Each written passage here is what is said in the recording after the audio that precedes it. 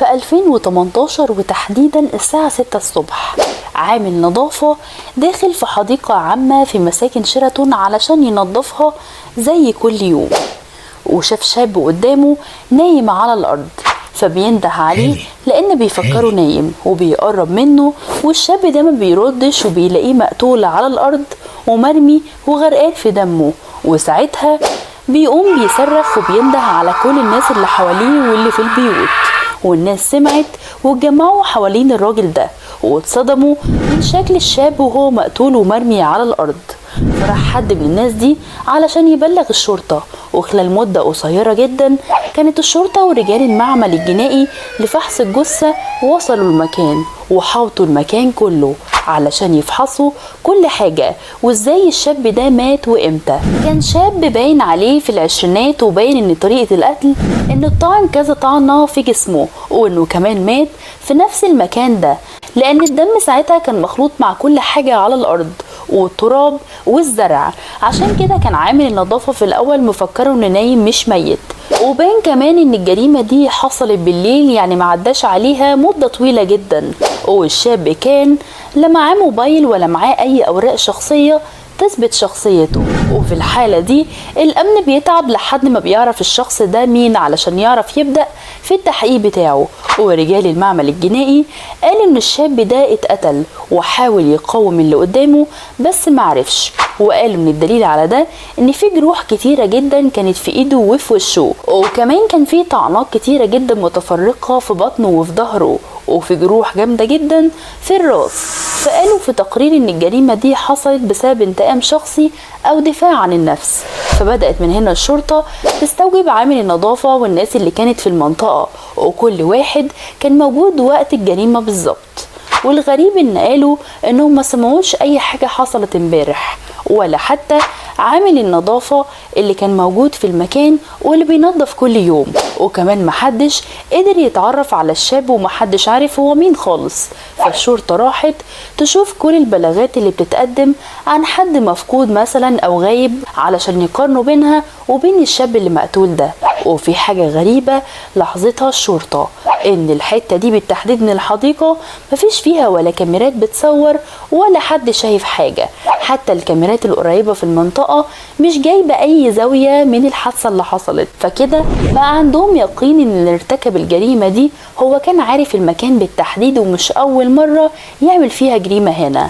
وبعد الجريمة ب3 ايام يوصل بلاغ من منطقة القناطر الخيرية لست كبيرة بتقول ان ابنها اسمه محمد، والشاب اختفى من يومين وكان معاه بالظبط حوالي 25,000 جنيه، وكان نازل يشتري بيهم جهاز لابتوب من احد المواقع اللي اتفق معاهم على انه يشتري لابتوب مستعمل منهم لان سعره اقل، وان الشخص ده اتفق معاه انهم يتقابلوا في منطقة مساكن شيراتون، ودي المنطقة اللي اتقتل فيها محمد بالظبط. ولما راح يقابله محمد اتأخر جدا، ودي مش عادة محمد، وكمان تليفونه كان دايما مقفول. فالبلاغ ده وصل للي بيحقق في الجريمة دي واكتشفوا انها نفس مواصفات الشاب اللي اتقتل. فطلب رجالة الشرطة من هنا صورة لمحمد، ولما جت لهم الصورة عرف ان الجثة اللي عندهم هي نفس جثة محمد اللي اتقتل. محمد ده شاب عنده 20 سنة بالظبط، وكان بيدرس في كلية الهندسة، وكان شاطر جدا، وكان بيقدم محتوى على الانترنت على منصات زي اليوتيوب والفيسبوك، وبدأ يتعلم المونتاج والتصوير زي كل واحد عايز يطور من نفسه. وفعلا اتطور وبقى بينزل فيديوهات كتيرة، وبدأ يقرر انه يحسن من المعدات اللي معاه زي الكاميرا والميكروفون واللابتوب. بس كان في مشكلة لانه كان عايز جهاز يكون احترافي نوعا ما، يكون بيساعده في دراسته طبعا وفي الهندسة، وكمان يساعده في المونتاج والجرافيك اللي هيستعمله في فيديوهاته الجاية. وهنا المشكلة ان اي جهاز بالمواصفات دي بيكون سعره غالي جدا عليه، عشان كده حد من صحابه نصحه انه ممكن يجيب جهاز مستعمل يشتغل عليه بحيث يكون ارخص من كده، وده معروض على صفحات كتيرة جدا على الانترنت، والمنتجات كمان بتكون فيه ارخص من المحلات الموجودة بره.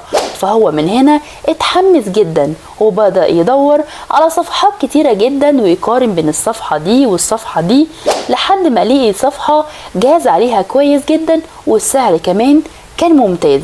فقرر خلاص ان هو هيتصل بالرقم اللي كان موجود على الاعلان علشان يشتري اللابتوب. ولما اتصل رد عليه صاحب الجهاز وقال له انه مشتري الجهاز بسعر غالي جدا لانه محتاج فلوس ضروري جدا، والجهاز ما بقاش مهم عنده فعايز يبيعه بسعر قليل. فاتفق يشتري وقال لوالدته انه نازل يشتري. واول لما وصل كلمها، ودي كانت اخر مكالمة كانت بينهم. فوالدته قلقت عليه وراحت تعمل بلاغ تغيب، فعرفت ان عشان تعمل بلاغ تغيب لازم تستنى 48 ساعة بالظبط. كده الشرطة بدأوا يحلوا كل حاجة خطوة بخطوة ويمسكوا اول خيط للقضية، وعرفوا الشاب ده مين وايه السبب بالظبط ورا القتل بتاعه. ورجالة الشرطة طلبوا من شركة الاتصالات تقرير عام عن الارقام اللي اتصل بيها محمد، وتقرير الطب الشرعي قال ان الجريمة حصلت ما بين الساعة 9 بالليل للساعة 10 قبل اليوم اللي اكتشفوا فيه الجثة، وان الطعن الاول في منطقة البطن وبعدها اخد اكتر من طعنة في الظهر، وان فعلا ده المكان اللي حصلت فيه الجريمة. بدأت الشرطة تعمل حصر لكل المواقع اللي بتعرض اجهزة مستعملة، وفي نفس الوقت بيوصل لهم بلاغ ان في شاب من الاسماعيلية، وان الشاب ده شغال اصلا في تجارة البيع لللابتوب والكمبيوتر، وانه كان مفروض هيشتري جهاز، ولما عجبه السعر قرر يشتري جهازين. الشاب ده اللي من القاهرة وطلب انه هيستناه في القاهرة علشان ياخد منه الجهازين، واول ما يستلمهم هيديله الفلوس اللي اتفقوا عليها. لكن مرة واحدة التاجر قرر انه مش هينزل القاهرة وانه يشحن الجهازين مع شركة توصيل معروفة. لكن بقى الشاب اللي من القاهرة ده طلب من عامل شركة الشحن انه يوصل الاجهزة على منطقة مساكن شيراتون، ولما الموظف وصل للمكان ليه ان الشاب رفض الاستلام للاجهزة وانه عايز يسلمه الاجهزة جوه الحديقة العامة.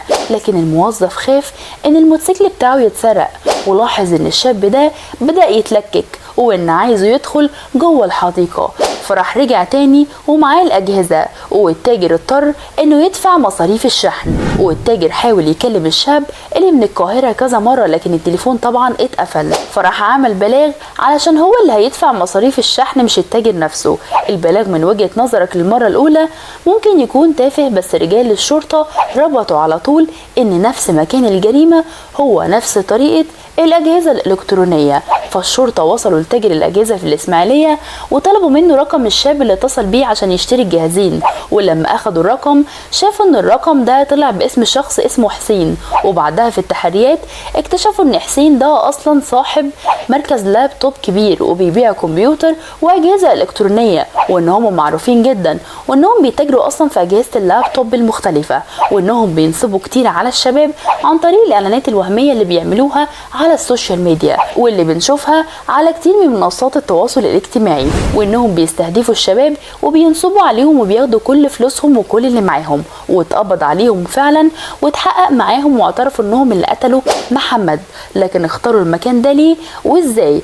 حسين واحمد شابين من القاهرة شغالين في مجال النصب على الناس من الاعلانات الوهمية في اجهزة واي حاجة ممكن تخطر على بالك، واختاروا المكان ده بالتحديد عشان هم عارفين ان مفيهوش اي كاميرات ممكن ترصدهم، وانه هادي دايما، وانه دايما بيقابلوا فيه اي ضحية ويستدرجوها في المكان ده، ودايما معاهم سكينة وهدفهم يخوفوا بيها الضحية، ولو الضحية قاومت ما كانش عندهم اي مانع ان هم يقتلوها. وللأسف ده بالظبط اللي حصل مع محمد لما حاول يقاومهم وقتلوه ورموه على الارض، واخدوا كل الفلوس اللي معاه حتى التليفون الشخصي وكل الاوراق الشخصية ورموها في اماكن بعيدة جدا عنه، وقسموا الفلوس طبعا بعدها على بعض. وكل ده كان حصل بالظبط الساعة 9:30، وبعدها اتقدموا للمحاكمة واكيد هياخدوا العقاب المناسب ليهم قريب جدا. ما تنسوش تعملوا سبسكرايب في القناة وتفعلوا زر الجرس علشان يوصل لكم مني كل جديد، واستنوني في الحكاية الغامضة الجاية. كان معاكم خلود عادل، سلام.